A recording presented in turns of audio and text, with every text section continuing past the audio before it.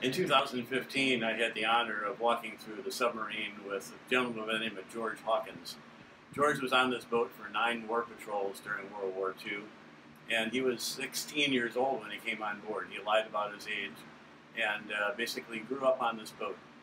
George came, basically his daughter called ahead of time and talked to our office, and his daughter explained her dad was on this boat and would like to come back one more time. At that time he was 87 years old, and we said absolutely, we'd love to have him come to the museum.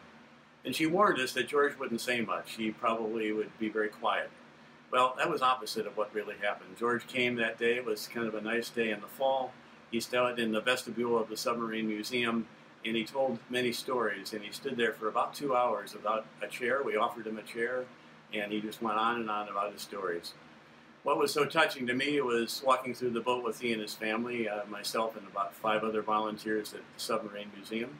And George came into this compartment. He was a torpedo-man first class of this compartment, and this was his bunk right here. George got up there, and he had shorts and gym shoes on, much like I do today. Got up here, he closed his eyes, and he folded his hands, and he started to cry. He had tears coming down his eyes, down his cheeks. And his daughter came up and said, "Dad, what's wrong?" And he said, "I remember sitting here over a course of 8 hours, and we were depth charged 73 times, and I prayed that I could go home to see your grandmother, his mother, in Brooklyn, where he was from." And there wasn't a dry eye in the boat when he told that story. We all could feel what George felt that day. But at that Christmas that year, George wrote me a lengthy letter going a little deeper into what I just told you in brief.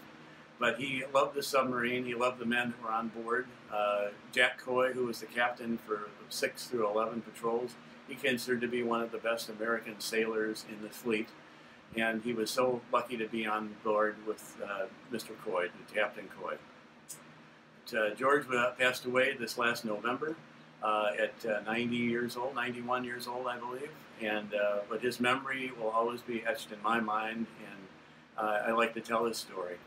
One of my favorite stories about George, though, was we were in the forward torpedo compartment, and he was standing much like I am, and he lifted his shirt up and bared his belly. He was a thin, frail man, and you could see a little scar on his belly right here, and his daughter yelled, "Dad, what are you doing?" And he said, "This sharp edge caused that." And he remembered all those years later that story. But he was just full of different ideas and thoughts, and he was a wonderful fellow. Of the men who served on board submarines, they were special people. They were about 200,000 men volunteered for submarine duty. Only 20,000 were taken. Unfortunately, the list, 22% of those men did not come home. We lost 103 submarines 52 submarines during the course of World War II.